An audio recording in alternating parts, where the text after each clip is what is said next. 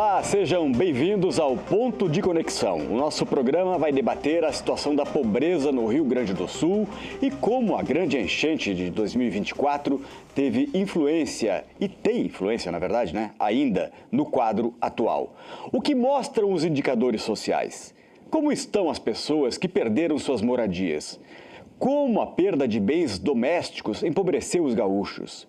Será que o auxílio emergencial foi suficiente? Como o Estado precisa se preparar para possíveis novas tragédias?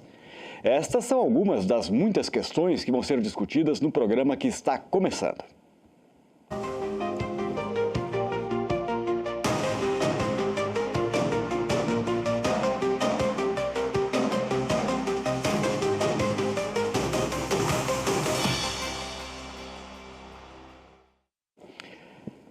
O Rio Grande do Sul tem 1.730.000 famílias inscritas no Cadastro Único, que orienta as políticas de transferência de renda aos necessitados. Este número é de dezembro passado e representa cerca de 200.000 famílias a mais na comparação com o mês anterior ao da enchente do ano que passou.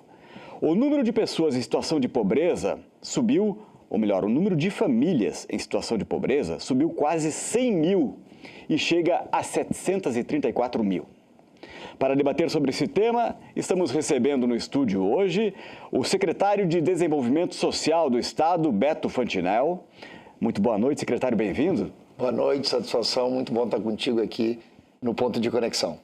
Conosco também o economista Ricardo Dagnino, professor do Departamento Interdisciplinar da Universidade Federal do Rio Grande do Sul, a URGS, e que desde 2008 colabora em disciplinas da graduação e pós-graduação da Unicamp e com projetos ligados ao Núcleo de Estudos da População. Bem-vindo, Ricardo. Obrigado. Na verdade, sou geógrafo. Geógrafo. Com doutorado em demografia. Ah, tá. Não sou economista, não. Economista fica como crédito, então. Tá certo, obrigado. Fica como um plus a mais, como diria um velho conhecido. Bem. Conosco também, agora sim, o economista Eli José de Matos, professor do programa de pós-graduação em Economia da Escola de Negócios aqui da PUC do Rio Grande do Sul e analista de conjuntura socioeconômica. Bem-vindo, professor Eli. Boa noite, um prazer estar aqui com vocês. Bom, passados 8 meses da tragédia climática, o Estado recuperou muito do que foi destruído, mas no aspecto social, me parece que ainda estamos longe. 100 mil pessoas a mais em situação de pobreza, 100 mil famílias a mais em situação de pobreza do que antes da enchente é muita coisa. A gente começa o programa de hoje sobre este enfoque, Já ouvi o secretário Beto Fantinel argumentar, ali mesmo no corredor, que tem políticas que são verdadeiras formas de se enxugar gelo, que não se resolve. E também comentou agora há pouco aqui no estúdio que, por vezes, os números não revelam exatamente a realidade, porque eles apenas revelam aquilo que já existia anteriormente, Eles não revelam uma transformação em algumas situações. Secretário Beto Fantinel, estamos secando gelo na questão da pobreza, que, pelos números, pelo menos, parece estar aumentando ainda aqui no Rio Grande do Sul? Juliano, no ano de 2023, o Rio Grande do Sul conquistou um ranking inédito pela primeira vez na história do Rio Grande do Sul. Nós tivemos fomos o estado com o menor número de pessoas na condição de extrema pobreza do Brasil. Então, nós vimos na construção do enfrentamento à vulnerabilidade social, ampliamos o orçamento da política pública e nós tínhamos feito essa conquista em 2023. Em 2024, nós fomos assolados por um evento climático. E é importante que dentro do cadastro único a gente possa entender os recortes, ali dentro nós temos o primeiro recorte, que é a extrema pobreza, até R$ 109 mensais per capita. Depois o segundo recorte é a situação de pobreza, que é até R$ 218. Depois é de R$ 218 a meio salário mínimo, que é baixa renda, e as famílias que têm até 3 salários mínimos na família, no conjunto da família. Então, muitas pessoas que não estão nas condições de extrema pobreza e pobreza, elas também muitas vezes não buscam o cadastro no cadastro único, embora se tenha alguns algumas políticas sociais, como a tarifa social da energia, tarifa social de água e outras políticas públicas que possam atender essa população. Como ela não ganha um benefício, ela não procura. Com os eventos climáticos, nós tivemos um aumento de pessoas buscando o reconhecimento do cadastro único, se inscrevendo no cadastro único, e também é importante que se diga que muitas pessoas que, mesmo fora do perfil do cadastro único, exigiram, né, foram lá e buscaram o seu credenciamento, uma vez que os governos focalizaram políticas públicas, especialmente para a população mais vulnerável. Então, nós temos um aumento do número de cadastrados do cadastro único. Nós tivemos um aumento do contingente de população em situação de rua no estado do Rio Grande do Sul, um pouco mais de 2 mil pessoas a mais no cadastro único, que representa quase 20%, né? Nós tínhamos, era 9 mil, um pouco menos de 10 mil, passou para mais de 12 mil pessoas em situação de rua no estado do Rio Grande do Sul. Então, é importante que a gente possa entender que esses números nos dão, né, nos dimensionam os desafios, né? As pessoas estão no cadastro único, buscaram o cadastro único, estão nessas situações, mas é importante também dizer que nós inovamos na política de desenvolvimento social no estado do Rio Grande do Sul, e eu estou feliz aqui por estar ao lado de 2 professores, Juliano, né, o Eli e o Ricardo, que vão nos auxiliar aqui nesse debate, nessa discussão. Nós ampliamos, inovamos na política de desenvolvimento social, criamos o programa Volta por Cima, que atende as famílias na condição de pobreza, extrema pobreza, né, com um repasse de R$ 2.500 direto no cartão cidadão. Mais de 40 mil famílias receberam sem precisar ir lá no CRAS, no município, se inscrever. A gente fez o repasse automático, cruzando informações, veja bem. O dado do cadastro único mais a mancha de inundação, a gente pagou automaticamente, em 15 dias, 40 mil famílias já tinham recebido para poder, né, dar a volta por cima, famílias vulneráveis, na extrema pobreza, na pobreza, para poder começar a sonhar em reconstituir as suas vidas. Eu estou falando de um dos programas, mas, por exemplo, que não existia na política de assistência social do Estado, o Estadia Solidária, que repassa recurso para que a família possa ser abrigada por uma outra família. Então, inovamos também, e até então nunca o Estado tinha feito isso, e avançamos em uma série de políticas públicas que certamente nós teremos tempo de discutir aqui, de apresentar para a sociedade gaúcha e dizer que mesmo com todos os desafios, nós vamos conseguir enfrentar essa situação, mas também é importante que nós possamos utilizar momentos como esse para que nós possamos discutir com a sociedade gaúcha. Em regiões que foram menos atingidas, se tem uma percepção que nós conseguimos contornar, né, que nós conseguimos superar já os problemas dos eventos climáticos. E nós precisamos lembrar aqui que pessoas da periferia, de Porto Alegre, São Leopoldo, Novo Hamburgo, pessoas que eu visitei, famílias que eu visitei no final do ano passado, ainda famílias que voltaram para dentro das suas casas, que estão sem a geladeira, sem o fogão, sem condição de produzir o seu alimento. Então, é muito desafiador. Nós precisamos ainda continuar cuidando, especialmente dos mais vulneráveis, até porque quem tem menos são os que mais perdem em eventos climáticos como esse. E os que têm mais dificuldade de se recuperarem economicamente também, né? Até porque já era uma situação muito complicada. Secretário, uma dúvida antes de passar a palavra aos demais debatedores aqui. O senhor mencionou a questão do CAD único como revelador de números que estão aí, né? Agora, o senhor entende que aumentou, de fato, o número de famílias em situação de pobreza, de fato, em relação ao que se tinha antes da enchente? A gente certamente teve um empobrecimento, né, de uma parcela da comunidade. O que eu não acredito é que nós tenhamos esses números que o Cadastro Único nos trazem, né? Por exemplo, as famílias que estão na condição de pobreza são pessoas que não têm direito à Bolsa Família, né? Então, muitas vezes são famílias que estão nessa condição e que nunca buscaram o Cadastro Único porque, enfim, ela tem renda superior a R$218 mensais, não está enquadrada no Bolsa Família, então acaba não buscando a inscrição no Cadastro Único.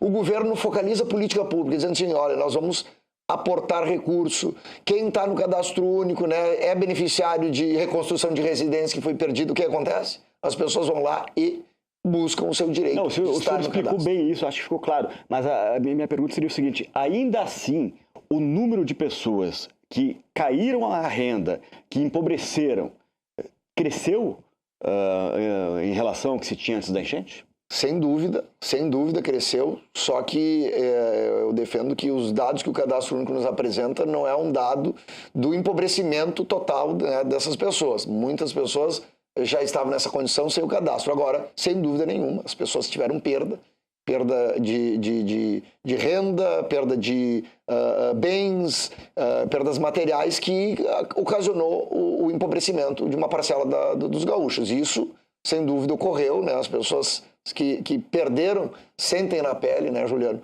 a perda dos seus bens materiais, da sua residência. Então, as pessoas empobreceram, né? O que nós não podemos usar como um argumento, um balizador assim de fonte, dizer, olha, 100 mil famílias empobreceram no Rio Grande do Sul. Esse dado ele não é fidedigno porque muitas dessas famílias já estavam numa condição de uma certa vulnerabilidade, e com o evento climático se vulnerabiliza e aí busca no Cadastro Único. É a mesma coisa que aconteceu com pessoas em situação de rua, né? Muitas pessoas invisíveis ao cadastro. Ocorre o evento climático, ela busca um acolhimento, né? Aqui em Porto Alegre a gente tinha parcerias com a Calabria, enfim, outros estados, fazendo acolhimento para pessoas em situação de rua. Ela chega lá e as pessoas procuram ela no cadastro, ela não está no cadastro. Cadastra ela no Cade Único, mostra-se em seguida um aumento das pessoas em situação de rua no Rio Grande do Sul, que não é propriamente dita em função dos eventos climáticos, mas sim constatada pelos eventos climáticos, porque essas pessoas buscaram acolhimento e elas foram cadastradas. Certo. Prezados professores Eli e Ricardo, fique aberto o microfone para que todos sempre intercedam na fala de um dos debatedores. Enfim, fiquem bem à vontade, o programa está proposto a isso, né? A propiciar o debate entre vocês também. Mas eu passaria a palavra, mesmo assim, né, secretário? 734 mil famílias em situação de pobreza é um número alarmante, né? Mesmo que tenha sido apenas o Cadastro Único um fato revelador dessa realidade. Professor Ricardo. Obrigado. Então, eu confesso que eu não estava a par desse número, fiquei sabendo agora há pouco pelo secretário, né? O dado mais atual que eu tinha era da PNAD contínua, o dado do IBGE, do Instituto Brasileiro de Geografia e Estatística. E agora, em 2024, divulgou os dados da PNAD, em torno de 1 milhão de pessoas, 1,5 milhão de pessoas no Rio Grande do Sul em situação de pobreza. Então, eu comparando esses dados de 1,5 milhão, mais ou menos, de pessoas em situação de pobreza, com esses de 734 mil, eu vejo uma diminuição, não um aumento. Mas quem sabe a medição esteja em número de pessoas e famílias. O número acho que retrata a família, né? Segundo o secretário nos explicou. Então, 734 famílias. Mil famílias. Ah, certo. Então pelo cadastro mais, né? Tá, faz sentido. Faz sentido. Então tá bom. Mas eu acho que tem uma questão anterior que a gente debateu um pouco o que significa pobreza e como é que a gente mede pobreza. As Nações Unidas medem de uma forma, usam um indicador, o secretário já falou, né, a linha de pobreza e de extrema pobreza, medida em dólares convertidos, né, não é exatamente uma paridade real dólar. Talvez o professor Eli consiga explicar muito melhor do que eu, que não sou economista, já deixei bem claro, né. Mas eu vejo que a gente tem que debater um pouco antes o que significa pobreza e como a gente mede pobreza. Porque o que os dados nos mostram é um acréscimo de pessoas buscando um registro no Cadastro Único. Isso é fato, né? Eu acho interessante essa abordagem do secretário. E o que ele chama atenção é que nós tínhamos pessoas em situação de vulnerabilidade social que mereceriam estar no cadastro, mas por algum motivo não estavam cadastradas no Cade Único. Estariam invisibilizadas. Invisibilizadas. É um fenômeno de subenumeração ou subnotificação, né? Aconteceu muito isso na pandemia, acontece em qualquer sistema de banco de dados, acontece isso, qualquer cadastro, em qualquer levantamento de dados, acontece uma subnumeração, uma subnotificação.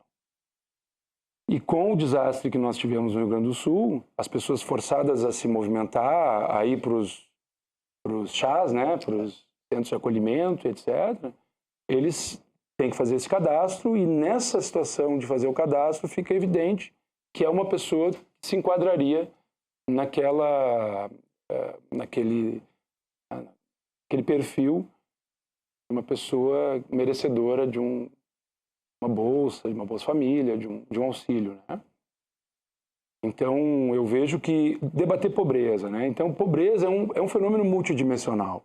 A gente pode medir pobreza a partir de indicadores de fome, né? A gente pode medir pobreza através de indicadores de enxoval, né? Que o secretário estava comentando ali no corredor. A gente pode medir pobreza de várias formas. Então, só renda não permite a gente abraçar a amplitude dessa dimensão da pobreza. Eu acredito nisso. Então, e não só eu, né? Tem vários autores, tem vários professores que, inclusive, a noção, né, de desenvolvimento humano, né, que nós falamos muito, Índice de Desenvolvimento Humano, IDH, é uma tentativa de contornar a pobreza que é o indicador de pobreza, falando em bom português, né? Porque só renda não ajuda, a gente sabe disso. A gente sabe que a gente vive num mundo onde muitas das relações econômicas são mediadas por trocas. Seja desde as populações mais empobrecidas na periferia, até mesmo populações mais enriquecidas, que trocam favores, que trocam produtos, né? Então eu vejo eu acho que a questão do desastre, né, trouxe à tona isso, a solidariedade, por exemplo. Como é que a gente calcula a solidariedade? Né? A gente poderia tentar calcular. Tem colegas, professores da área da economia que mensuram um desastre ambiental. Qual é o custo de um desastre ambiental? E qual é o custo de você recuperar a sociedade destruída? E aí, para fechar minha linha de raciocínio, dentro dessa abordagem de desenvolvimento humano, nós temos na ONU os Objetivos do Desenvolvimento Sustentável, onde o primeiro objetivo do desenvolvimento sustentável é a erradicação da pobreza. E é interessante porque na erradicação da pobreza não está lá só a questão econômica, só a questão monetária da renda, né? E um dos indicadores, uma das metas, né, a meta 1.5, fala em construção de resiliência para o enfrentamento de desastres, para o enfrentamento de eventos extremos.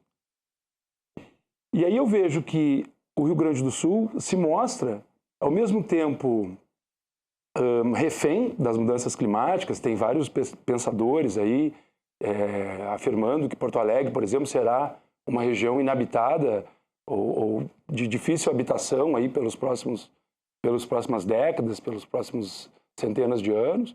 Mas eu também vejo uma questão de solidariedade que permite a gente repensar, né, fraquezas e potencialidades.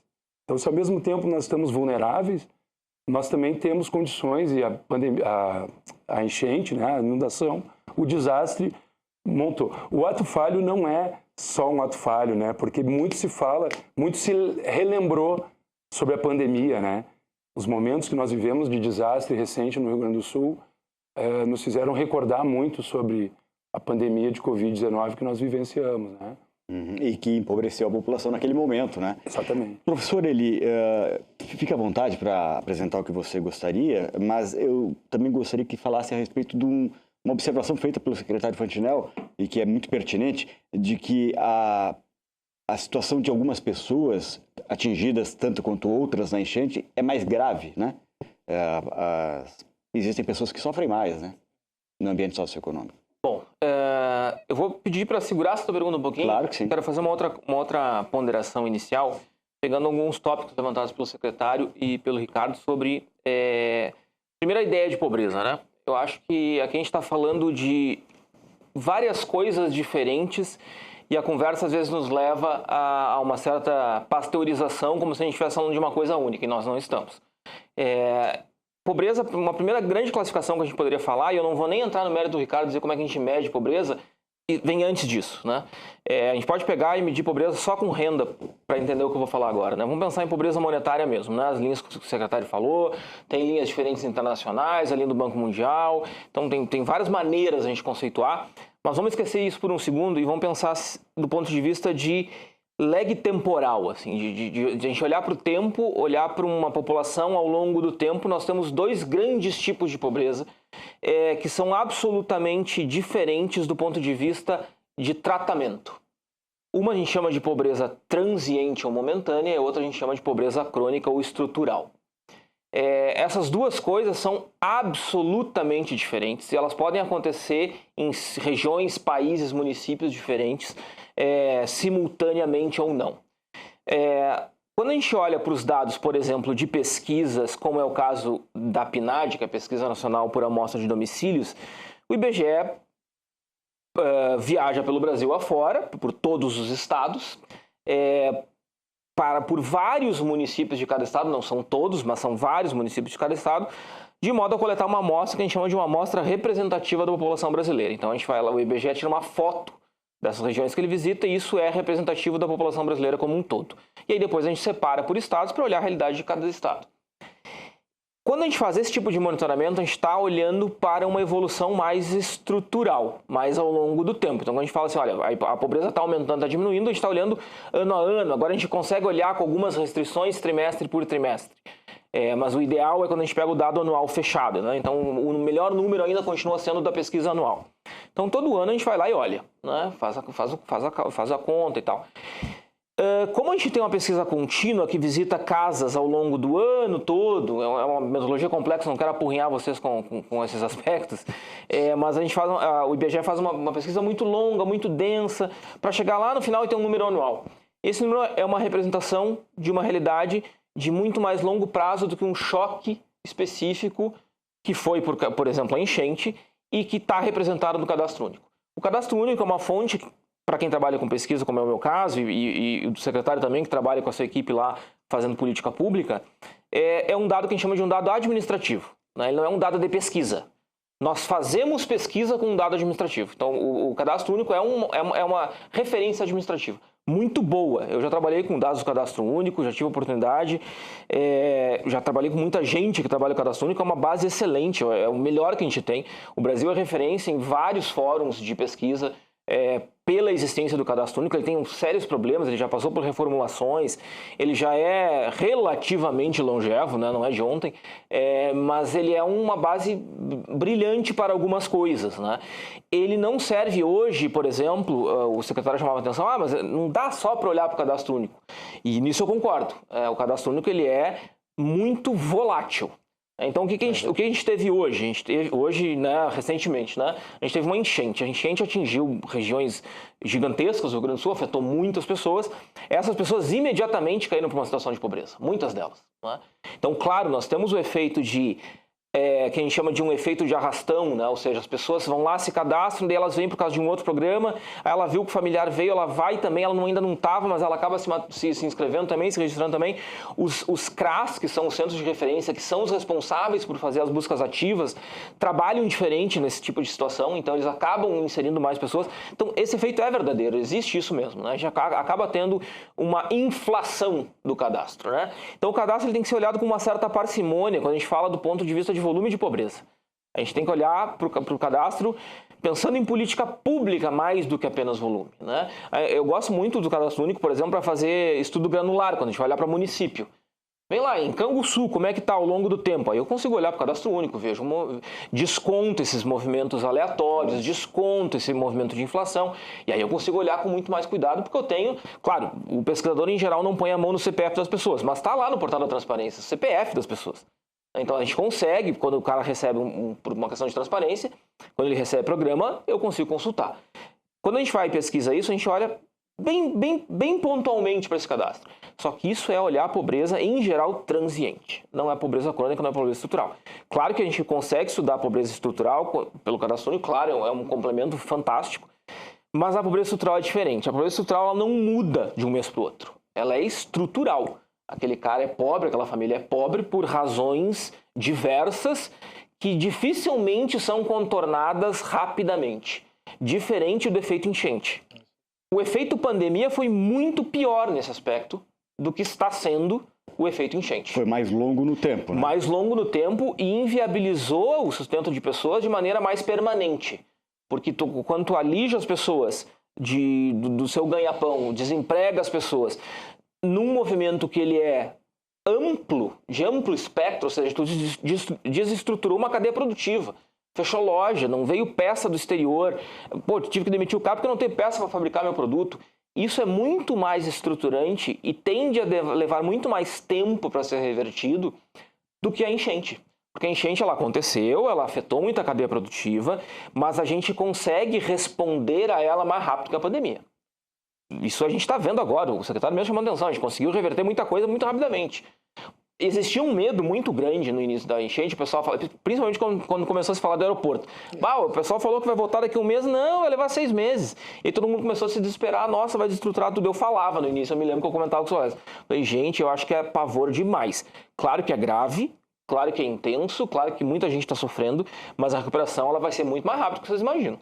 Porque, só para complementar, desculpa, porque tem um aspecto na enchente que a enchente ela afeta áreas que são, em geral, e eu estou respondendo um pouco da tua pergunta, mais vulneráveis, porque são populações ribeirinhas, agricultores de pequena propriedade, ou seja, eu tenho um impacto, quando eu olho para o resultado da enchente, ela afetou muito mais pessoas mais pobres, porque ela afetou regiões mais pobres, ela afetou pessoas que moram na beira do rio, que em geral são mais pobres. Então eu tenho um efeito, que isso aí a gente estuda em desenvolvimento do meio ambiente há muitos anos, as pessoas mais pobres são mais vulneráveis a choques climáticos, né? Só que quando isso aconteceu com enchente, por exemplo, Porto Alegre, a gente pegou toda uma área que é vulnerável, tem todo o bairro Sarandi, Navegantes, toda aquela parte que é uma parte mais empobrecida da capital, só que eu tive um impacto econômico em negócios muito forte. E quando isso acontece, eu tendo a ter, por uma questão de economia política, de poder, inclusive, de movimento de recursos, mais rápido. Eu consigo resolver isso mais rapidamente. E é o que está acontecendo. Então, eu acho que a gente pode começar a separar as coisas, porque a análise eu acho que ela é um pouco diferente mesmo. Tá certo. A gente vai fazer um intervalo, voltamos para o segundo bloco aqui do programa. Secretário, gostaria de antecipar um tema com todos vocês, mas no seguinte sentido, a recuperação, né, ela está sendo trabalhada de uma forma geral, mas existem forças que reivindicam direitos, que conseguem acelerar o processo de recuperação daquilo que lhe é mais importante. A população mais pobre geralmente tem menos força de manifestação, menos força política. Como é que o senhor está trabalhando essa questão? Como é que os senhores acham que deveria ser tratado? Pode ser no próximo bloco? Sem dúvida. Intervalo rapidinho e voltamos em seguida aqui com o Ponto de Conexão.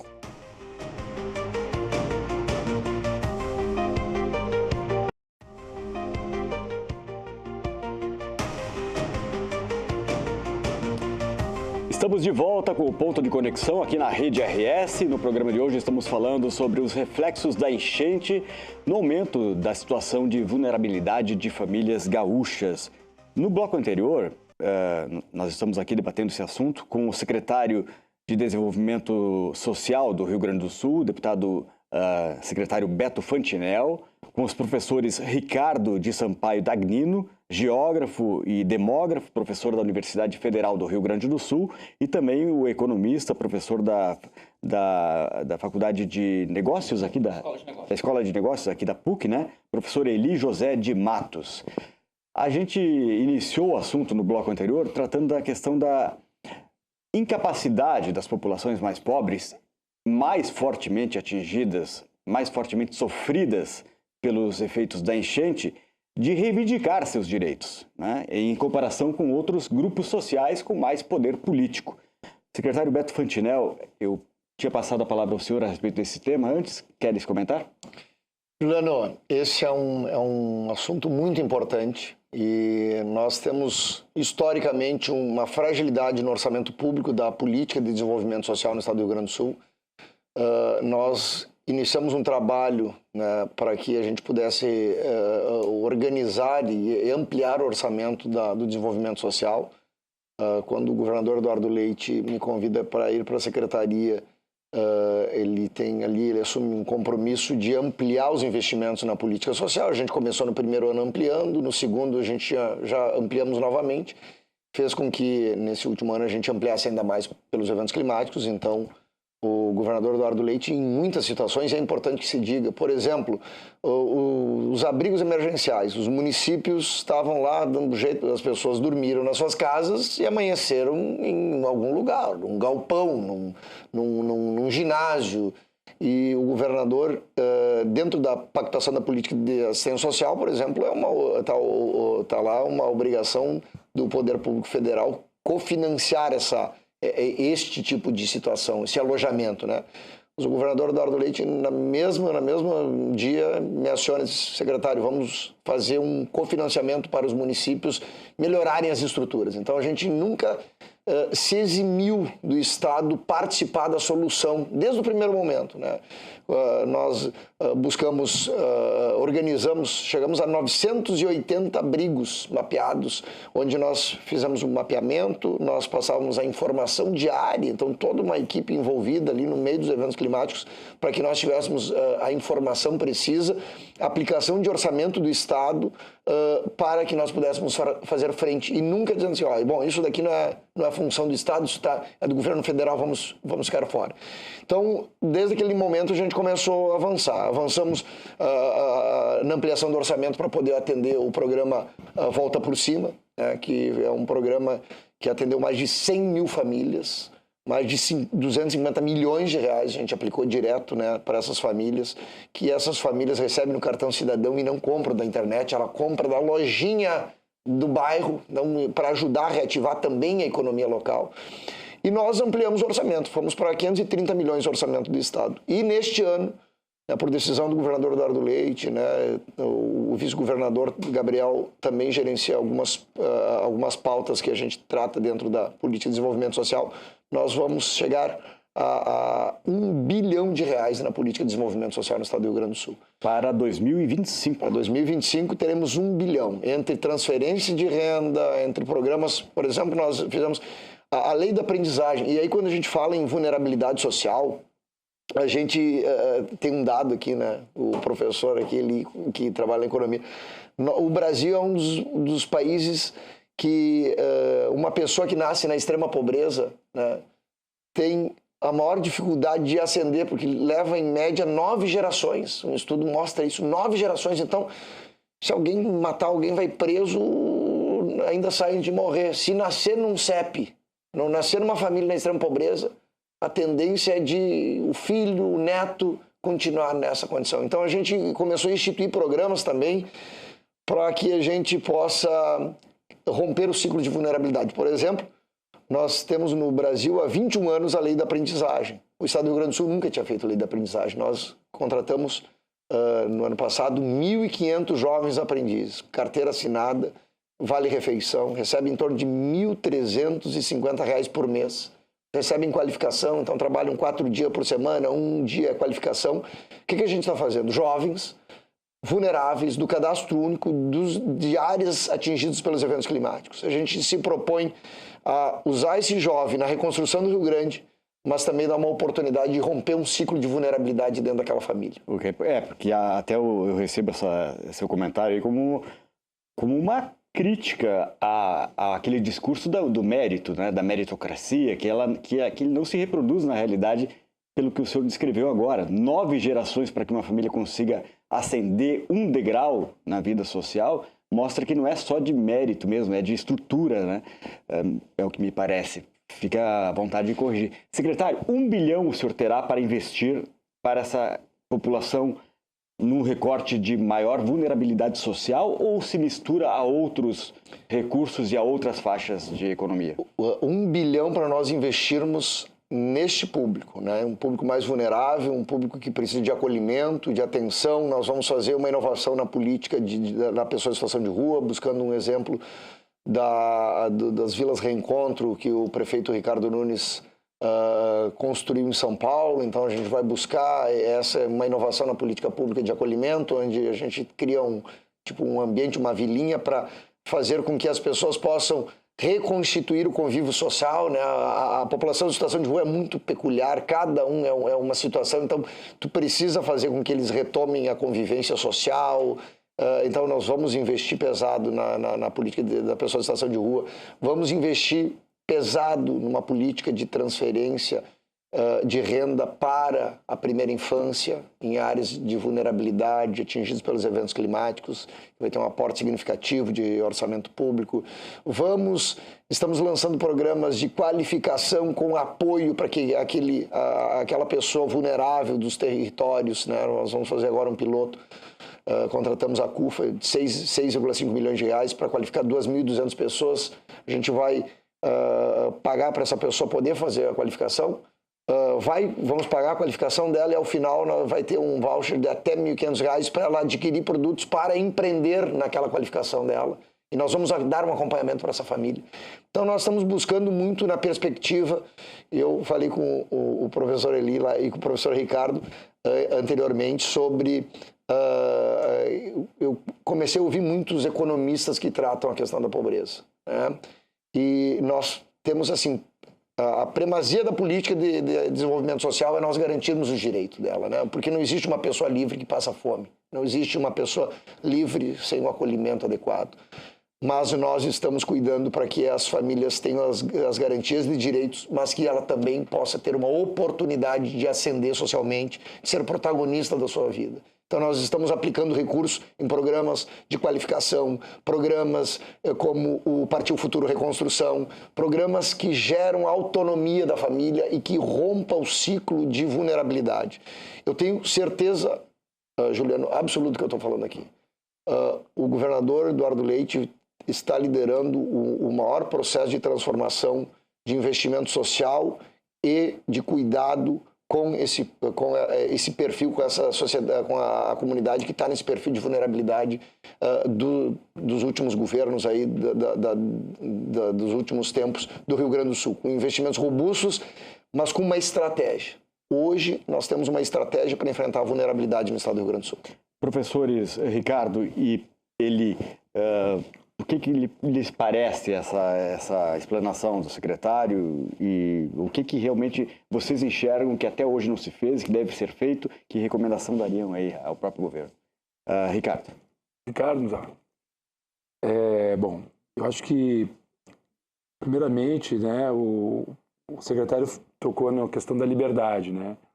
O Amartya Sen, um economista famoso, né, se debruçava um pouco sobre isso, né? A questão da liberdade em contraste à pobreza, né? Então, a pobreza é uma limitação da liberdade de escolha, da liberdade de trânsito, na mobilidade social, inclusive de ascender socialmente, né? O que acontece? Bom, no Brasil nós não temos castas, né? Diferente de outros países onde a ascensão social, a mobilidade social, ascender na pirâmide social, né?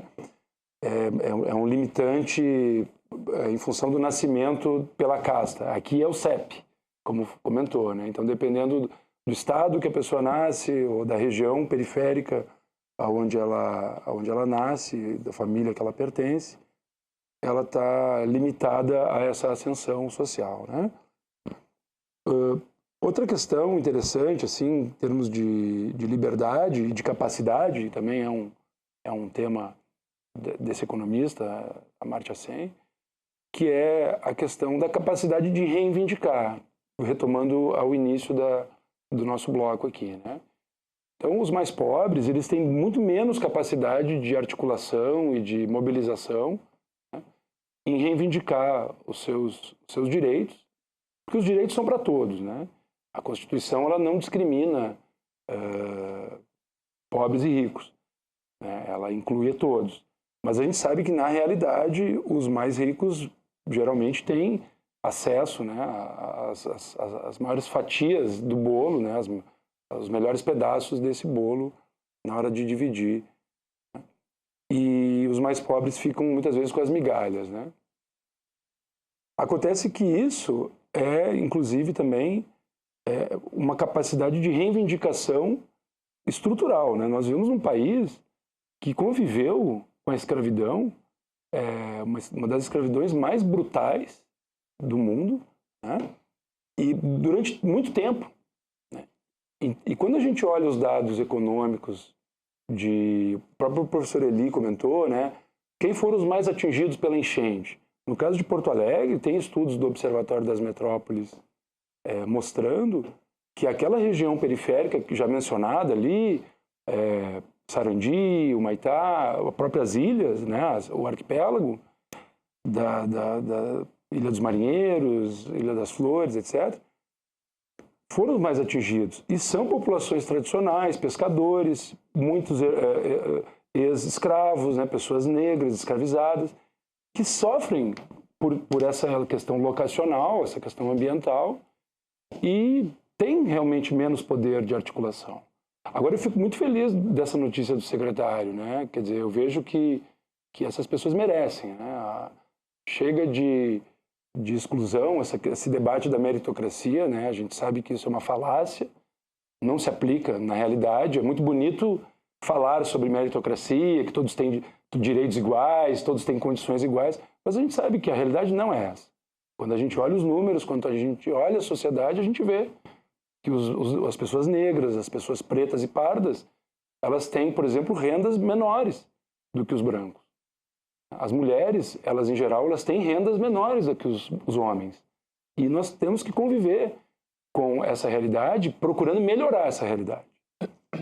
Já estou fazendo aí já uma proposta de encaminhamento, né, de futura política pública, né, porque eu acredito que nós temos condições. O Estado do Rio Grande do Sul é pioneiro em tantas áreas, né, e tem condições de avançar. Professor Eli. Bom, eu queria roubar um pouco essa provocação, Juliano, que fez ao secretário, que tem um aspecto aí que é legal, né? Um tempo atrás, acho que de repente umas 2 eleições atrás, eu acho, da presidência, surgiu o bordão, que na realidade foi resgatado, ele já existia há muitos anos atrás, havia morrido e voltou, que o que importa é a pobreza, a desigualdade não é tão importante.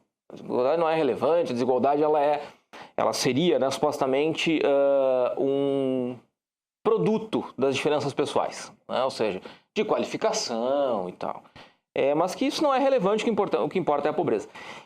Isso é um tremendo equívoco, né? É um tremendo equívoco tanto do ponto de vista teórico, passando pelo político e prático do ponto de vista de política pública. É um equívoco por quê? Vamos começar do começo, né? Pobreza e desigualdade são primas muito próximas, muito próximas. É muito difícil tu identificar uma situação de estado desenvolvido, onde tu tem um nível de pobreza mais baixo, não muito baixo, mas mais baixo, e um nível de desigualdade alto, né? A gente gosta muito de olhar para os Estados Unidos, e com razão, os Estados Unidos é uma potência econômica, tem muito a ensinar, mas assim, também tem algumas mazelas que não são necessariamente expostas na mesma medida, né? Os Estados Unidos é um país que tem taxas de pobreza relativamente altas e desigualdade relativamente alta. Mas tem muita liberdade, né, e é uma coisa que orgulha aquele país, e tá tudo bem, tá certo mesmo, né? Faz sentido, enfim. Mas assim como o Brasil, assim como o Canadá tem liberdade, assim como a França, assim como quase toda a Europa. Ou seja, desigualdade é prima da pobreza no sentido de que ela traz consigo, e aí eu acho que é um pouco da tua pergunta, Juliana, essa questão do quem não chora não mama, né? Ou seja, o poder de voz das pessoas, né? Desigualdade econômica é um paralelo bastante próximo, bastante razoável de desigualdade de poder. A desigualdade econômica é desigualdade de poder. Porque poder é dinheiro do ponto de vista de o quanto aquilo te habilita a ter um lugar na sociedade. Então a desigualdade econômica, quando a gente fala em desigualdade, a gente em geral está falando de desigualdade de renda.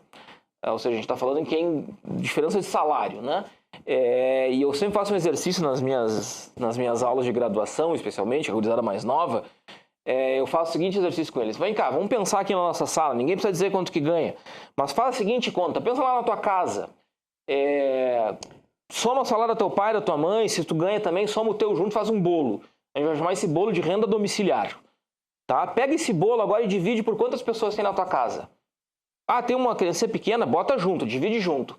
Então tá, fez a conta? Fiz. Então fica na cabeça a conta. Eu dou aula aqui na PUC, né? Então assim, eu sei o perfil do meu aluno, né? Uma instituição privada, eu sei quanto custa a mensalidade, então eu sei o perfil médio do meu aluno, né? Daí eu pergunto para ele assim, faz o seguinte exercício. Tem um exercício em desigualdade que a gente chama de fila de pena. que é assim, sabe a fila do colégio, quando a gente entrava em fila para entrar na sala, o mais alto, o mais baixinho para o mais alto, né? Pensa isso em dinheiro. Bota o cara mais pobre, o cara ganha 0, e bota na frente dele o cara ganha R$1, na frente dele o cara ganha um pouquinho mais, até o cara mais rico, né? Essa é a fila de pena.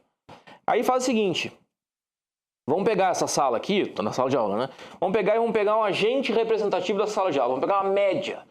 Quanto será que é a média dessa renda domiciliar per capita dessa sala de aula? Claro que ninguém vai falar porque ninguém sabe a renda do colega, né? Eu sei porque eu trabalho com isso há 20 anos, né? Então mais ou menos eu imagino, colega. Se eu apostasse, eu acho que eu não perdia por muito, né? Aí eu boto esse número na cabeça e fico, vamos pensar assim. Então vamos fazer o seguinte, pega essa fila aqui, 0 a 100, e eu vou perguntar para cada um, em que ponto que tu acha que esse agente representativo dessa turma, a média dessa turma tá nessa fila? E é muito curioso, eu dou aula há quase 20 anos, só na PUC há 15. E eu faço a pergunta esse tempo todo. E a assertividade da resposta tem melhorado.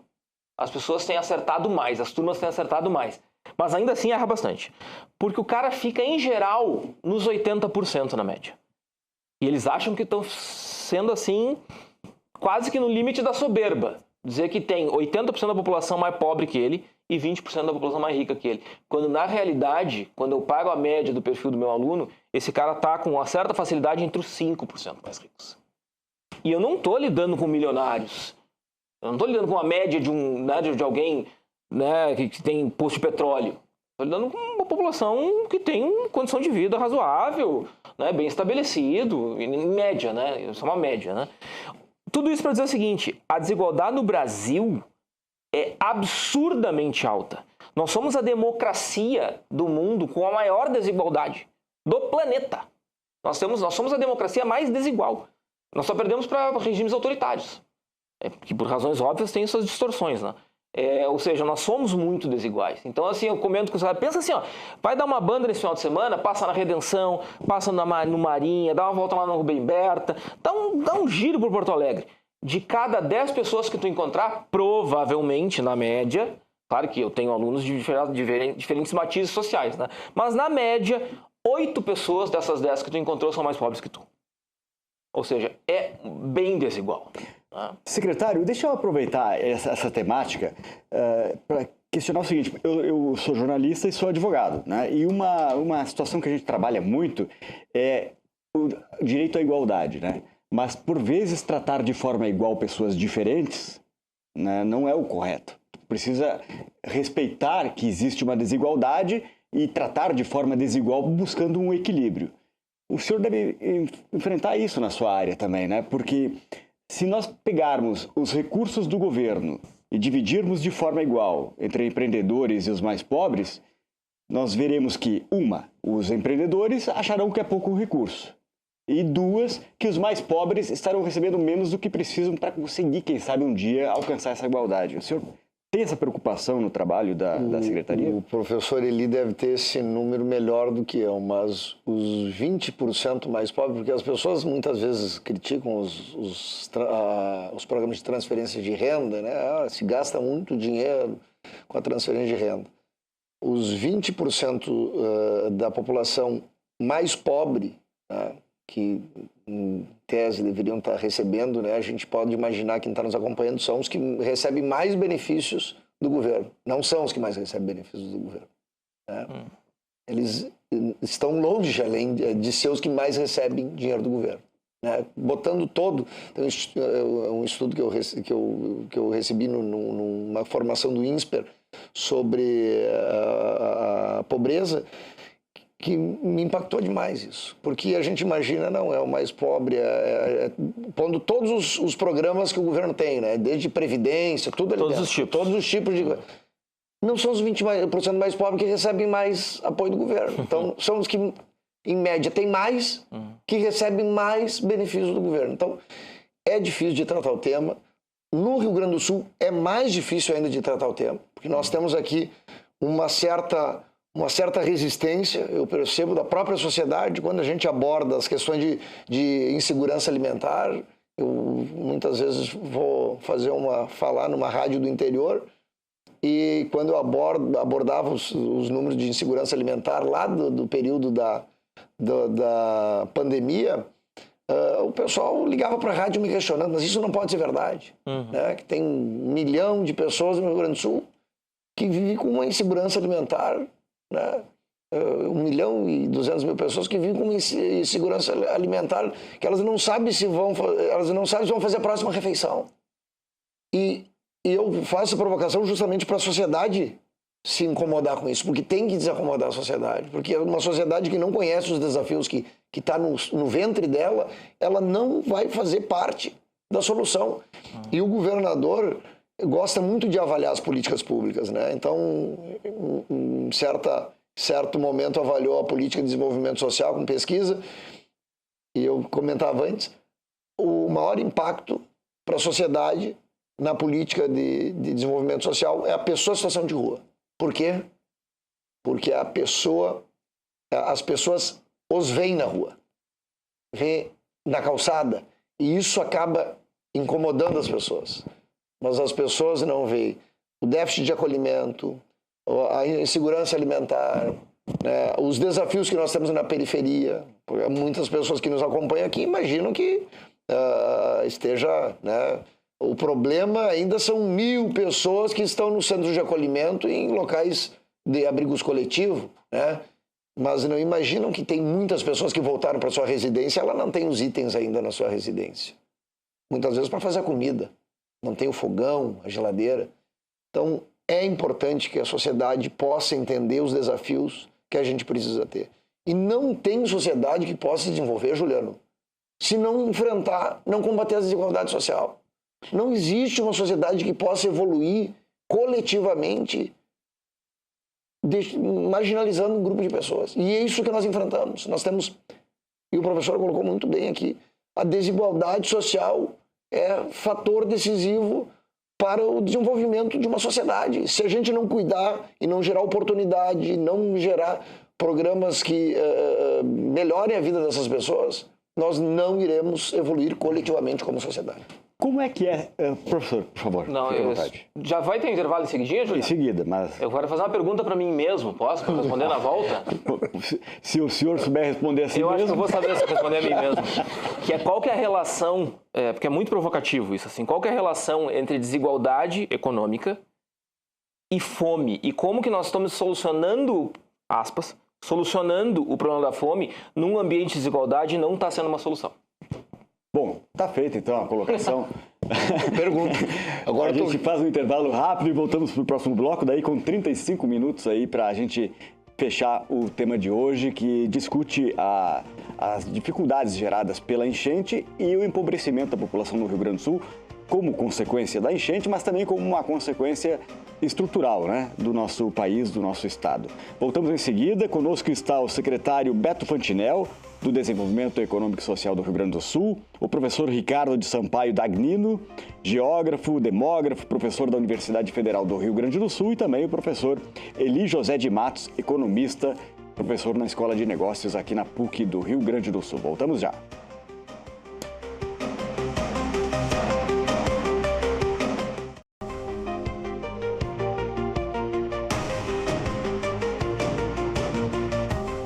Voltamos para o terceiro e último bloco do programa Ponto de Conexão de hoje aqui na Rede RS. No programa dessa noite estamos falando sobre a situação de famílias que estão vivendo em pobreza ou extrema pobreza no estado, situação de políticas públicas voltadas para esta área também.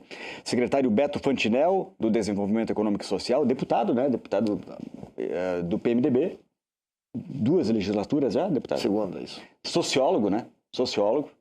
Dá para perceber que tem uma pegada bem forte nessa área. Está no programa de hoje com a gente. Também o professor Ricardo de Sampaio Dagnino, geógrafo, demógrafo, professor da Universidade Federal do Rio Grande do Sul, e o economista, professor da Escola de Negócios da PUC, Eli José de Matos, que também trabalha na análise de conjuntura socioeconômica, não é, professor? O senhor tinha feito uma pergunta a si próprio no bloco anterior, uma situação curiosa, mas interessante. Subverti a lógica do programa. Vamos lá. Repete ela e responda. Vamos lá. Nós falávamos antes no bloco anterior, né, Juliano, sobre desigualdade e a relevância da desigualdade para entender a situação na qual a gente está e fazendo um paralelo com pobreza, né? E o secretário complementou na última fala dele a questão da fome, né? Fome tem uma questão de interpretação muito importante, né? Eu me lembro quando saiu um número em 2022, 2023, saiu um número da Vigisan, que é um sistema de vigilância de segurança alimentar, apontando que o Brasil teria 33 milhões de pessoas passando fome. E eu ouvi bastante pessoas questionando o número, né, divagando sobre o número, mas não é possível, que aquela reação, não é possível que o cara não tenha o que comer, não, eu não vejo isso, porque a imagem que a gente tem é a imagem, né, do ponto de vista de memória, né, que a gente tem quando a gente pensa em pobreza, é aquele cara magrinho, né, esquálido, né, lá no sertão, não é alguém lá no interior de Bento Gonçalves, né, ou seja, no meio das parreiras de uva, né, não é, né, mas assim, a gente tem de tudo isso, né? Porque a ideia de fome ela é muito complexa, né? Não é só isso, não é só ter baixo peso. E aí vem um negócio interessante, porque o que acontece? Eu havia falado que a desigualdade ela é relevante porque ela não é só econômica, ela também é uma desigualdade de poder. Né? A desigualdade a desigualdade econômica ela é, de alguma maneira, um espelho da desigualdade de poder, né? Então, o que a gente tem hoje? A gente tem um aspecto dado, que é uma estrutura desigual, e um problema de fome para resolver. Como é que a gente está resolvendo isso? Isso não é só no Brasil, tá? Isso é global, tá? É um fenômeno global. A gente está produzindo cada vez mais alimento de maneira mais rápida, para distribuição mais rápida e consumo mais rápido. A gente tá construindo o quê? Uma solução com ultraprocessados. Então a gente está transformando o problema da fome que antes umas décadas atrás, né? Um problema exclusivamente de baixo peso com obesidade, diabetes e hipertensão. Mas ele não é magrinho, ele tá mais para cheinho do que para magrinho. Isso não necessariamente significa que esse cara está se alimentando bem. O que a gente percebe hoje, pelo contrário, é que eu tenho em populações de mais baixa renda problemas de obesidade infantil. Eu trabalhava num outro telejornal em 99 e vimos reportagens de índios, né, indígenas, pesados e subnutridos, porque a qualidade da alimentação não era adequada. Insegurança alimentar. Isso. E aí hoje a gente tem um entendimento maior, e por isso que a desigualdade é um negócio importante, porque a gente resolve um problema de transferência de alimento, de produção de alimento, num escopo de desigualdade alta, onde eu tenho setores que são beneficiados. Alguém produz ultraprocessado, que é um alimento, eu vou me obrigar a botar aspas aqui, é um alimento de consumo rápido, de produção altamente industrializada, quase química, e que resolve um problema de uma maneira imediata, mas não de longo prazo, e que tem alguém produzindo. E subvencionado muitas vezes. Claro.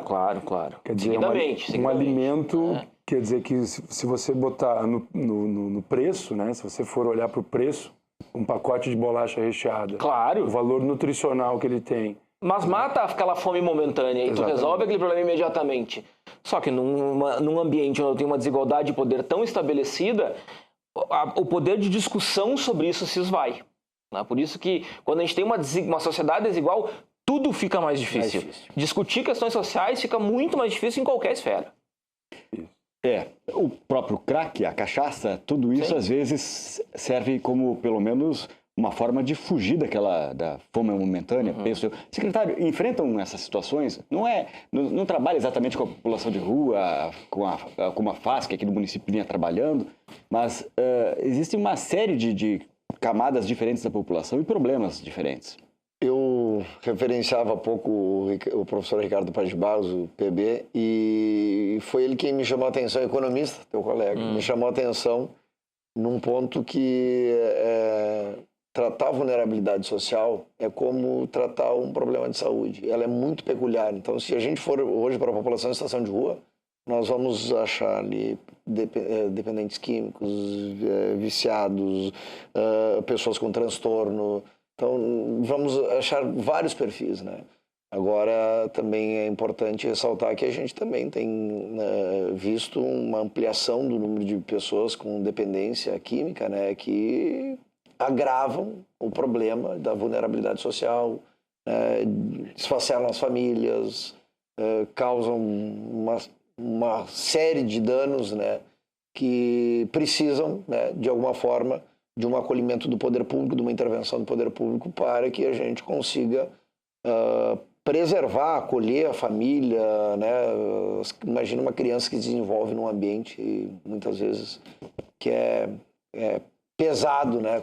Com envolvimento de entorpecentes. Então, enfim, nós temos vários desafios e eu fico feliz, Juliano, estar nesse debate, porque ele também, muitas vezes, é um não assunto no meio da nossa sociedade. Eu falo sempre que o Rio Grande do Sul, a gente tem que superar primeiro o preconceito de discutir as questões sociais, né? De discutir as questões da insegurança alimentar, de discutir que nós precisamos de recurso público, de orçamento para enfrentar os nossos números. E muitas vezes me incomoda também que a gente, se comparado com outros estados, os professores que estão aqui, sabem que os nossos não são os números, os piores números. Até em 2023, nós chegamos pela primeira vez na história, no Brasil, fomos o estado com menor percentual de pessoas na extrema pobreza, né? Dado do IBGE. E muitas vezes também tem essa situação, referencial, não, o Rio Grande do Sul tem os melhores indicadores, então a gente, né, vamos cuidar do desenvolvimento econômico aqui. E eu sempre torço muito para o desenvolvimento econômico, mas eu sempre digo que o desenvolvimento econômico ele tem que servir para acoplar, né, a oportunidade, para gerar oportunidade para as pessoas que estão em vulnerabilidade social. Que ele sirva para gerar emprego, para gerar renda, para que ele melhore a vida dos mais vulneráveis. E pode, muitas vezes acontece, de ocorrer um salto econômico esquecendo dos mais pobres, não levando os mais pobres a melhorar a sua renda. Então nós temos muitos desafios. E o debate que a gente faz hoje faz com que a sociedade faça essa reflexão e que as pessoas participem da solução, né? Eu trabalhei por 3 anos e meio com o governador José Sartori. E o Sartori sempre diz o seguinte, né? Ele começou a abrir as contas públicas e os desafios que nós tínhamos na questão fiscal do Estado. E eu aprendi uma coisa com o governador, né? Ele é filósofo, ele dizia o seguinte: as pessoas não vão fazer parte da solução do problema se elas não conhecerem o problema que elas têm. Ele exemplificava sempre: ninguém vai fazer uma quimioterapia se a gente não constatar que ela tem câncer. Imagina tu levar o paciente e dizer, agora tu vai fazer uma quimioterapia. Não, mas eu tô com dor de cabeça. Não, mas tu tem que dizer o que ele tem, né? E é isso que eu insisto e faço questão de falar em rádio, jornal, em oportunidade, quando eu consigo falar na televisão. Nós temos problemas sociais e nós precisamos da participação da sociedade para buscar a solução. Quando a gente falou aqui que não existe lobby para recurso público para enfrentar a vulnerabilidade, as questões da pobreza, a gente,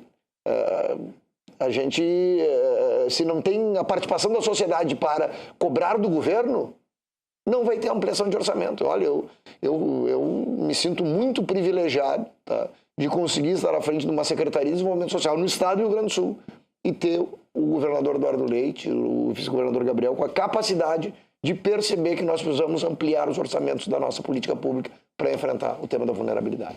Secretário e professores, nós temos ainda pessoas em abrigos, né, que não conseguiram voltar para suas casas. Faz parte da devolução da dignidade das famílias o local onde moravam, né,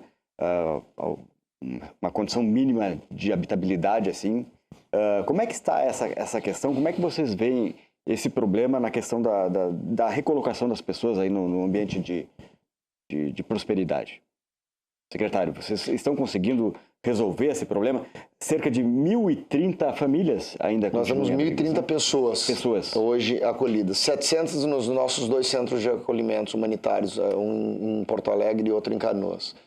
O problema maior se concentra na região metropolitana, cerca de 80%. Região metropolitana. Porto Alegre e Canoas.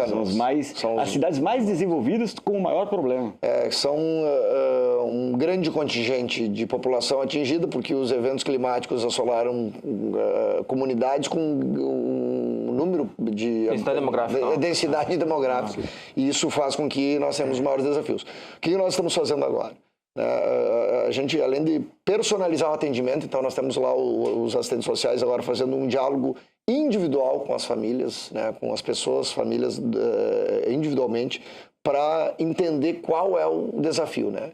E concomitante a isso, a gente está fazendo investimento do Estado em aquisição de casas temporárias, para que nós possamos desmobilizar. O nosso prazo final, a gente contratou a OIM, em parceria com a FEComércio, para fazer a gestão desses centros humanitários. O prazo final é o final desse semestre desse ano aqui.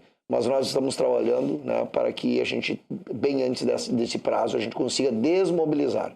Por quê? Porque esse espaço não gera dignidade para as pessoas, né? Não é um espaço... É melhor do que o salão de festa que elas estavam quando elas saíram, no dia depois que elas saíram de casa.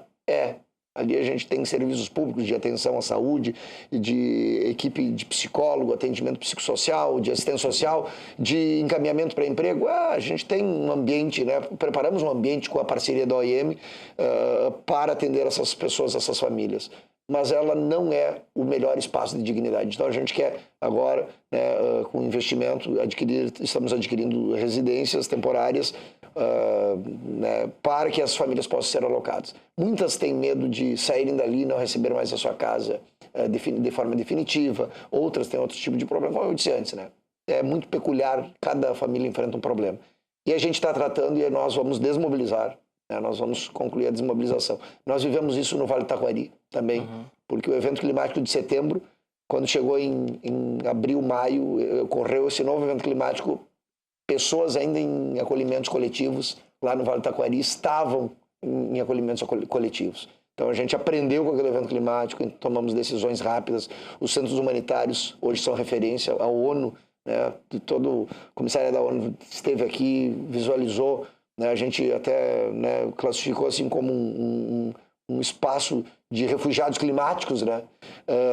A ONU já observa isso como uma das possibilidades para eventos que nunca ocorreu. O que nós fizemos aqui não foi feito em lugar nenhum no mundo, esses centros humanitários, né, em eventos climáticos.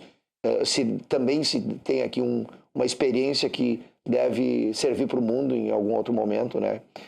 Mas a gente vai conseguir desmobilizar até o fim desse semestre, está 100% desmobilizado, e vamos acompanhar, porque as famílias precisam de acompanhamento psicossocial, de assistência social, de cuidado, de atenção e proteção do Estado. Professor Ricardo. Sobre essa questão, né, por que as pessoas não estão voltando para casa, né? Muitas delas não têm mais casa e as que têm terrenos, não têm mais casa, mas têm ainda o terreno que é delas, né? Não se sentem confortáveis, não se sentem seguras para voltar para lá, né? Então, a gente vive num cenário de cada vez mais constantes e cada vez mais extremos eventos, né? Então, os eventos esporádicos que nós tínhamos, a tendência é que sejam cada vez mais frequentes e cada vez mais graves, mais intensos, né? Então, muitas pessoas, sabendo disso, não se sentem confortáveis a voltar a esses lugares de moradia, né? Então, o que deveria estar sendo trabalhado, no meu ponto de vista, humilde, é que não sou planejador, não sou gestor, né? Mas seria na diminuição dessas vulnerabilidades ambientais também, né? Dessas fragilidades ambientais. Uma cidade, né? Uma capital do estado, Porto Alegre, né? E a sua cidade, seu município vizinho, né? Canoas, que são as principais atingidas, né? São as duas mais populosas, alta densidade, mas também maior número de população, né? Elas mereceriam um cuidado maior, né, em termos de resposta ao risco, né? Porque a gente sabe que o Rio Guaíba, né, o Lago Guaíba, enfim, o sistema Guaíba, né, que na linguagem indígena já simplificava essa confusão de lago, lagoa, rio, que é o encontro das águas, né, um grande encontro de águas, Guaíba, né, em Tupi-Guarani. Esse sistema Guaíba, né, nós aprendemos a conviver com ele, nós enquanto sociedade, enquanto capital do Estado. Mas em algum momento isso foi deixado de lado, né, o sistema de cuidado às inundações, às enchentes, foi deixado em segundo plano, né? Isso é público, isso tem relatórios da ONU mostrando isso, né? Tem consultorias que foram pagas, inclusive, pelo prefeito de Porto Alegre, que mostraram isso, né? Que foi muita falta de manutenção nos diques, né? A questão das bombas e etc. Então, uma cidade, uma capital do estado, da importância que é o Rio Grande do Sul, porque o secretário trouxe o indicador da vanguarda do nosso estado do Rio Grande do Sul, em termos da erradicação da pobreza. Mas o nosso estado do Rio Grande do Sul, ele é uma vanguarda em vários indicadores sociais. Nós temos a menor taxa de fecundidade, né? Os menores nascimentos, o menor número de nascimentos por habitante, por mulher, é no Rio Grande do Sul. Nós estamos num estado avançadíssimo de transição demográfica, né? Mortalidade muito controlada, nosso sistema de saúde muito ágil nos tratamentos, né? A capilaridade toda do sistema de saúde, enfim. Como ficou demonstrado na pandemia também, né? Nós somos um estado que teve uma resposta muito eficiente, muito à altura do que se esperava, né? Do governador, etc. Conseguiu elaborar o sistema de bandeiras. De novo, eu refletindo, né, sobre a pandemia. Porque, na verdade, foi um aprendizado. Foi um aprendizado. Aí se fala a questão da resiliência Sim. e tal, mas a pandemia, ela mostrou a importância de ter um Estado organizado, com uma estrutura capaz de dar respostas. E né? não negacionista, para falar a palavra da moda, já que o Eli trouxe o exemplo dos Estados Unidos, né? Nós não precisamos pegar o que tem de ruim dos Estados Unidos, que é o negacionismo climático, que o atual presidente é um defensor. E o nosso governador demonstrou um enfrentamento a esse negacionismo, abraçando a ciência, né? Se dando conta de que realmente nós vamos viver dias intensos, anos, décadas intensas de eventos climáticos. E não podemos negar a realidade. E depois da pandemia vem a enchente, que também ela exige uma reação, né? Claro que são coisas diferentes, mas também percebemos que precisamos criar uma estrutura de uma resiliência para o futuro. Professor, se tu me permitir um pouquinho, tem uma política pública que está sendo implementada agora que eu vou resgatar aqui, que eu acho que é importante e vem ao encontro do que a gente está discutindo aqui.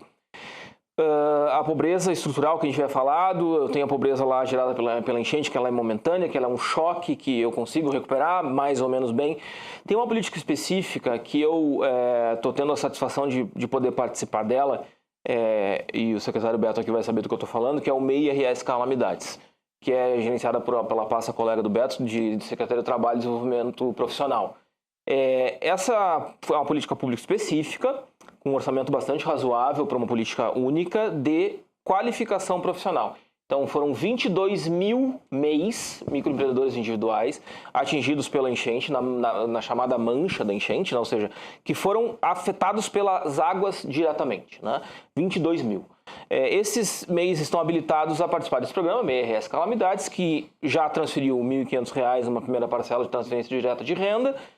A segunda etapa é a etapa que a PUC está participando como parceira, que é a parte de qualificação, que é a parte de treinamento desses MEIs, que é uma consultoria de 9 horas. São 2 horas individuais, mais 4 horas, mais 7 horas em grupos de 4, mas cada MEI recebe 9 horas de consultoria com um consultor capacitado. E isso está sendo implementado aqui pela Escola de Negócios da PUC, pela PUC Consulting. Eu faço parte da coordenação técnica, da parte de metodologia, da consultoria. E está sendo muito gratificante acompanhar esse trabalho, porque está acontecendo o seguinte: eu estou fazendo uma política que ela é emergencial, porque eu estou alcançando R$ 1.500 numa parcela inicial, oferecendo um treinamento para o cara para ele estar habilitado a receber mais 1.500, que é o que a gente chama de uma transferência condicionada, né? Que é um mecanismo já consagrado na literatura há muito tempo. Então, o que acontece? O MEI vai lá. Muitos deles, claro, não, preciso dos outros 1.500, mas eu vou ter que fazer a consultoria. E ele vai fazer a consultoria. Mesmo os que entram na consultoria incrédulos, que vão mais porque precisam daquilo para receber os 1.500 seguintes, estão sendo muito bem tratados, estão reconhecendo a importância do treinamento. O que a gente oferece para esse cara?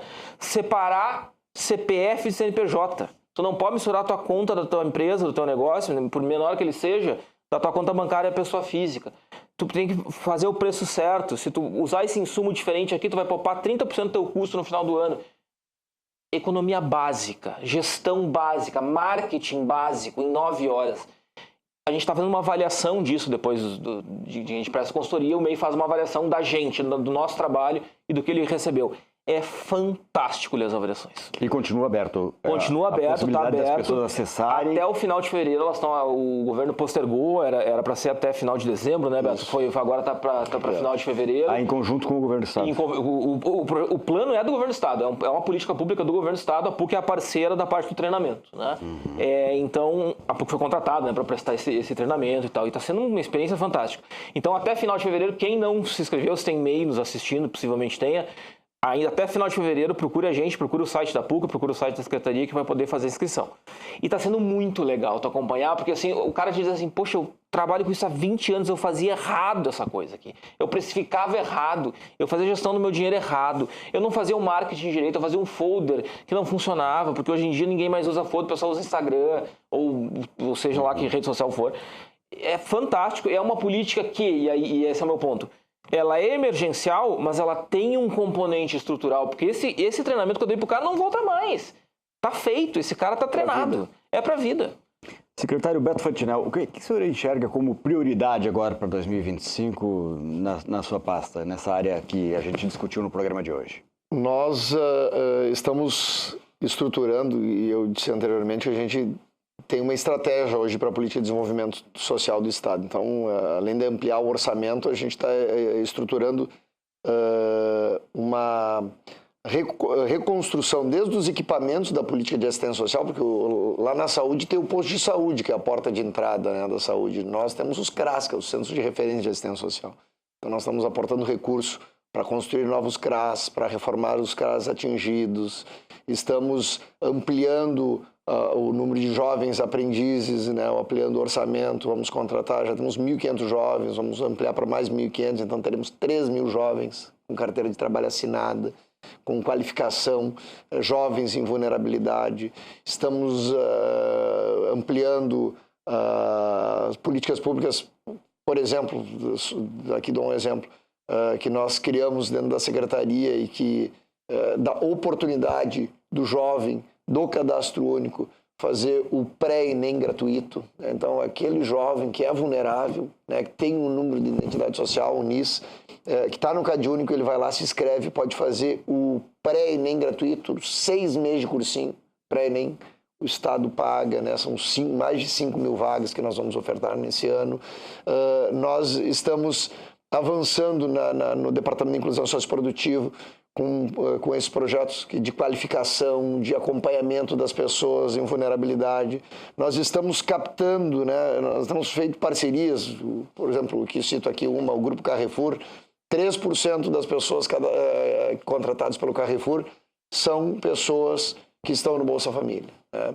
E a gente trabalha para que essas pessoas possam ser encontradas, que as pessoas possam acessar essa oportunidade, porque a nossa filosofia é que ela possa romper o ciclo de vulnerabilidade, né? Que muitas vezes já passou lá do vô, da avó para o pai, para a mãe, que está com ele, e que a gente ali busca uma oportunidade de romper esse ciclo.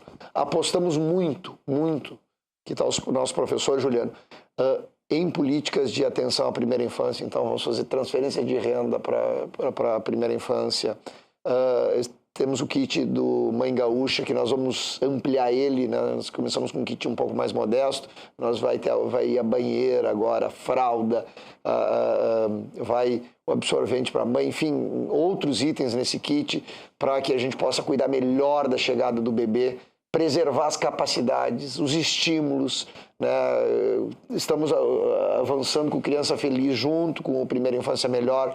Nós precisamos cuidar melhor da nossa primeira infância para que ela possa se desenvolver e ter as capacidades preservadas para o futuro, para a sua formação, para ela acessar o mercado de trabalho.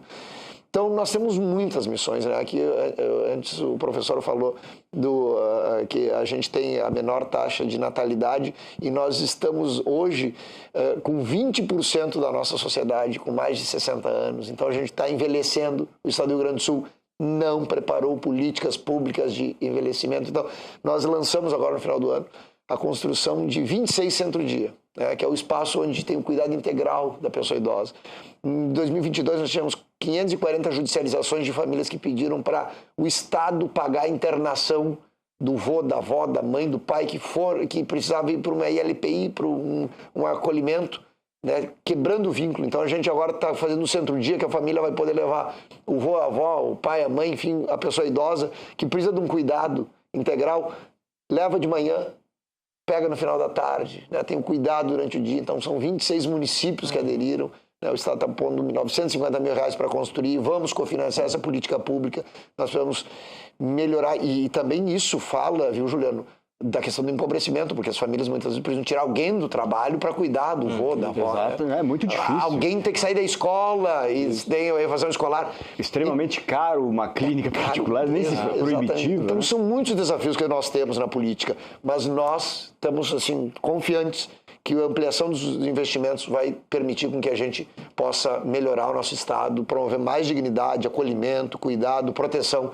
para que todos juntos, né? No Plano Rio Grande é todos nós por todos nós. Professor Ricardo, o senhor acha que a gente consegue reverter essas dificuldades todas que a gente enfrenta hoje em quanto tempo? Quantas décadas? Dá para fazer uma perspectiva aí? É uma projeção, né? Não, eu não sou bom nessa área de projeção. Tem pessoas muito mais qualificadas, né, para elaborar cenários, né? Eu fico feliz de estar aqui com vocês, né, de ouvir o secretário, conhecer ele pessoalmente, né, o professor Eli também, e aqui o jornalista e advogado, né, Juliano. Eu acho que o Rio Grande do Sul, durante muitos e muitos anos, né, foi uma referência em termos intelectuais, em termos de gestores, muitos presidentes da República saíram do Rio Grande do Sul, muitos governadores, inclusive de outros estados, né, nasceram no Rio Grande do Sul, foram criados, foram educados no Rio Grande do Sul. E eu vejo, assim, com muito otimismo sempre, né, os meus alunos sempre... eu sei ser pessimista, mas também gosto de ser otimista, né? Eu sou pai de 2 filhos, então eu resido no Rio Grande do Sul atualmente, né? Eu voltei a residir. Então eu torço muito pelo sucesso do nosso estado, né? Do nosso país também. E eu vejo que somos vanguarda. O Rio Grande do Sul é vanguarda em vários aspectos, né? Podemos citar outros, enfim. Mas somos também pontos de retrocesso. Nós temos, por exemplo, a questão da metade sul do estado, né? Nós não tocamos aqui. Mas quando a gente olha o mapa da pobreza no Rio Grande do Sul, a gente vê que tem um recorte regional, né? Onde o norte é mais rico, né, historicamente, e continua sendo, e o sul mais pobre, em termos de renda. E aí, se nós voltarmos ali para a questão da concentração, né, concentração de terra e concentração de renda, né, nós temos a metade sul ainda carente de reformulações, né? Talvez essas reformulações nunca venham a acontecer enquanto eu estiver vivo, né? Mas é um sonho da gente ter uma reforma agrária que funcione no nosso país, no nosso estado, né? De termos acesso, que os pobres tenham vez e voz. Eu torço por esse dia, né? Eu sou otimista. Talvez não veja isso acontecer, mas eu torço, né? Eu boto fé na rapaziada, eu acredito na rapaziada, né? Como diria o Gonzaguinha, né? E eu vejo com bons olhos, sabe, essas notícias que o secretário está trazendo. Torço para que seja realmente efetivado, que o nosso futuro seja um futuro próspero, né? E já estou meio que finalizando a minha fala, né? À Eu vontade, acho isso aí. que a gente já está se encaminhando para o final. Sim. Vamos passar um minuto para cada pessoa na sequência. Não, e é mais ou menos isso, assim, eu acho que esse é um debate muito importante. A gente tem que debater desigualdade, tem que debater pobreza, tem que debater reparações históricas contra as parcelas mais esquecidas, né, da nossa sociedade. Temos que fazer esse debate. Obrigado a você, professor Ricardo. Professor Eli. Bom, queria agradecer a oportunidade. É sempre legal poder discutir esse assunto. Eu concordo com o secretário Beto, a gente fala muito pouco sobre isso. A gente tem uma certa resistência a falar que a gente tem mazelas sociais, e essa resistência ela tem várias explicações a depender do ambiente no qual a gente está, né? Mas as resistências existem, eu acho que elas precisam ser quebradas cada vez mais e essa discussão é ótima. Quando a gente olha para a repercussão sobre pobreza, eu já fiz estudos desse tipo, na mídia, por exemplo, a gente tem uma massiva cobertura de programas apenas. Vem cá, quando que paga o Bolsa Família, como é que paga, E a gente não discute estrutura, a gente não discute por que aquela pessoa está pobre, a gente não discute nos meios de comunicação de massa, com a frequência devida, os problemas na sua completude. Então, assim, esse tipo de espaço é muito bacana. Eu agradeço por isso, obrigado pela oportunidade. Obrigado a você, professor. Secretário Beto Fantinel, agradeço também a sua participação aqui, à vontade. Eu quero agradecer a oportunidade, Juliano, de estar aqui contigo, com o professor Eli, com o professor Ricardo. Esse é um debate extremamente importante, que precisa da participação da comunidade, precisa da sensibilidade da comunidade para que a gente possa enfrentar. Eu faço questão de trazer os números que, né, eu particularmente me animo, né, observando que a gente conseguiu produzir avanços orçamentários em número de programas, né? Nós, há bem pouco tempo atrás, nós não tínhamos programas sociais com protagonismo do Estado. Hoje, nós, entre ações e programas, a gente lidera mais de 20 na Secretaria de Desenvolvimento Social, né, desde a questão da proteção, do cofinanciamento da política pública, até lá as políticas de emancipação, de promoção de dignidade, de inclusão produtiva. Então, nós temos muitos desafios, mas esse é um tema que precisa ser discutido, precisa ter a participação da comunidade. Eu agradeço muito, Juliano, a oportunidade de estar aqui no Ponto de Conexão, fazendo esse debate importante para a gente construir um Estado mais justo, mais humano, com menos desigualdade social. Eu agradeço a oportunidade e deixo um abraço a todos que nos acompanharam até agora. Foi excelente ter vocês aqui, muito obrigado mais uma vez. Aí o programa Ponto de Conexão de hoje vai ficando por aqui, né? Obrigado a você que nos assistiu, nos acompanhou de casa e a gente volta amanhã com mais um debate aqui na Rede RS. Você fica agora com o programa RS Personalidades, que é apresentado pela Daniela Salé. Boa noite, bons sonhos, até amanhã.